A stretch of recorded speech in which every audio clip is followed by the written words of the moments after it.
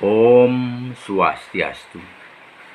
Assalamualaikum warahmatullahi wabarakatuh.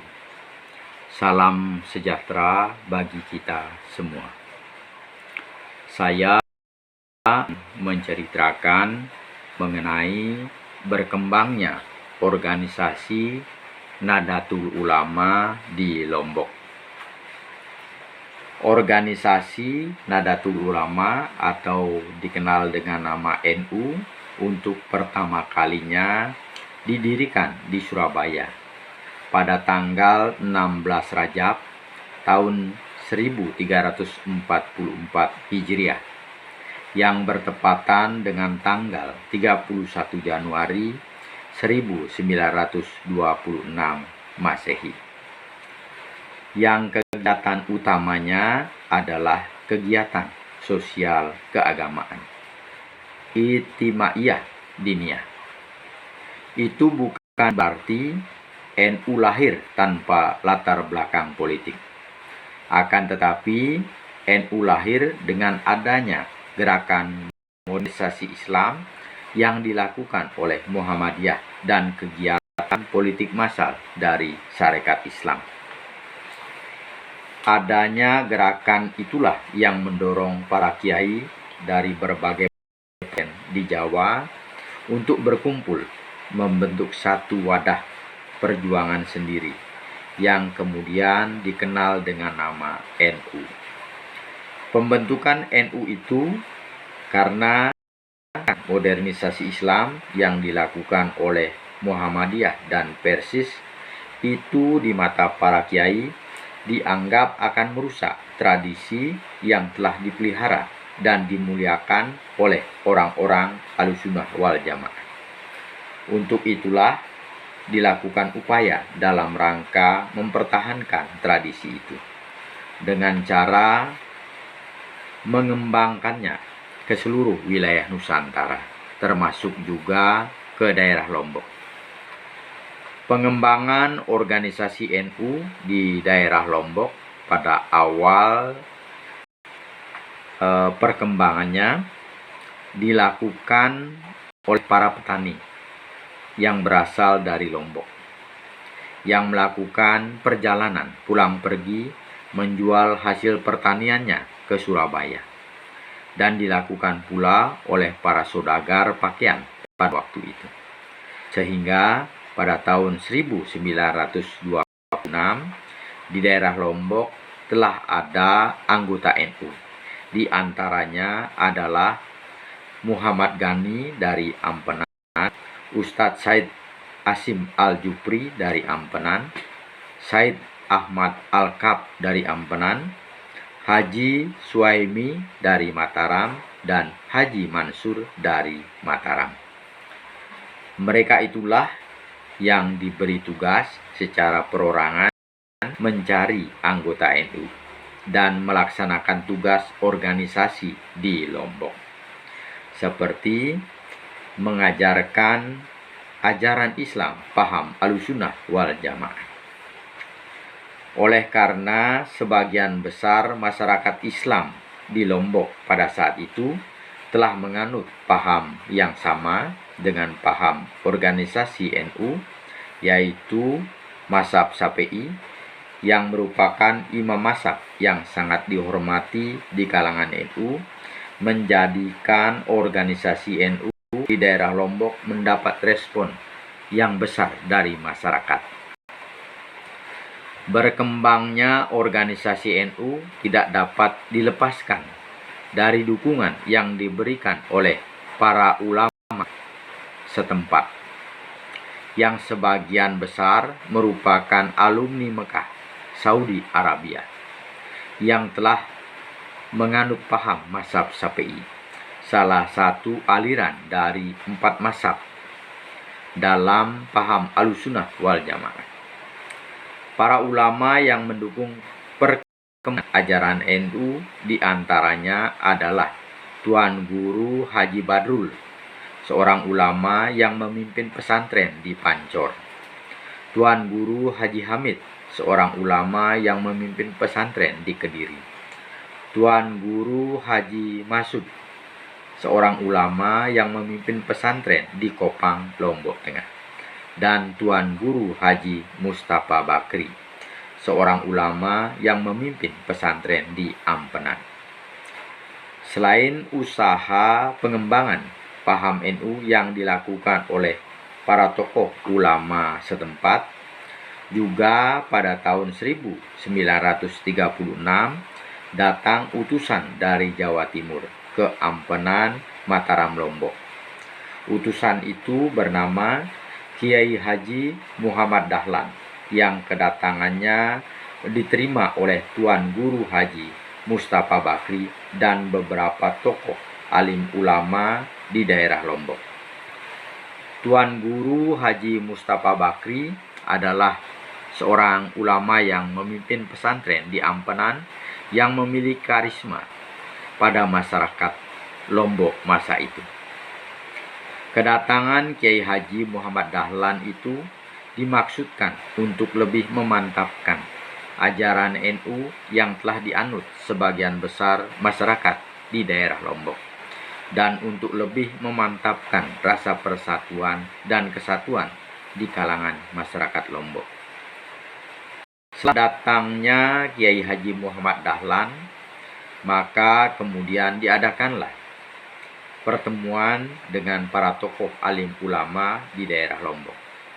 Pertemuan itu diadakan di gedung bioskop Ampenan, milik dari Haji Abdul Qadir.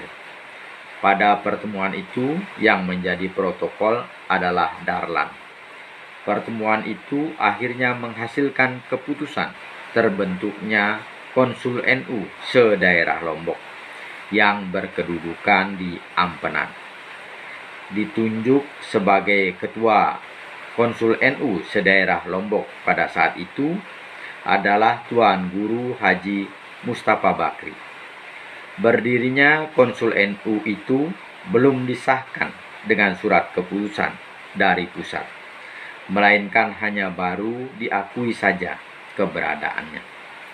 Mengingat sistem organisasi NU pada saat itu belum memadai karena adanya penekanan keras dari pemerintah kolonial Belanda.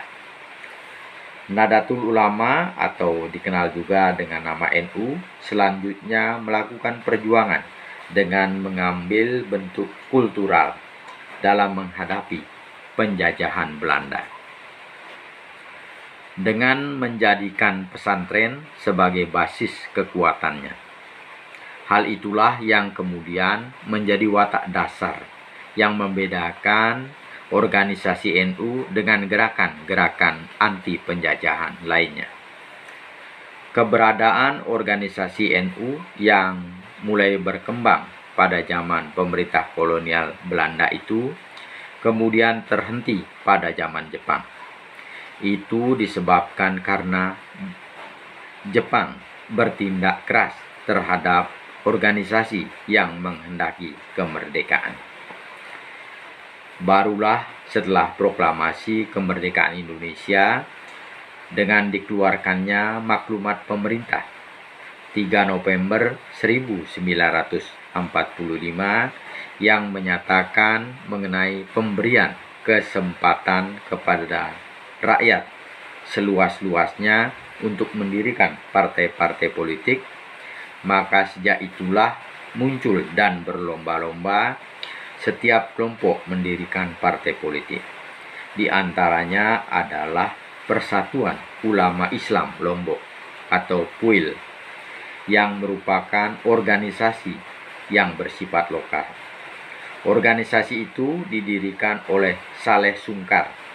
Akan tetapi usia organisasi politik itu tidak lama, karena sejak pendaratan nikah di Pulau Lombok pada tahun 1946,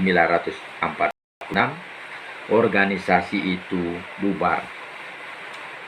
Organisasi-organisasi politik mulai tumbuh kembali pada awal demokrasi liberal pada tahun 1950.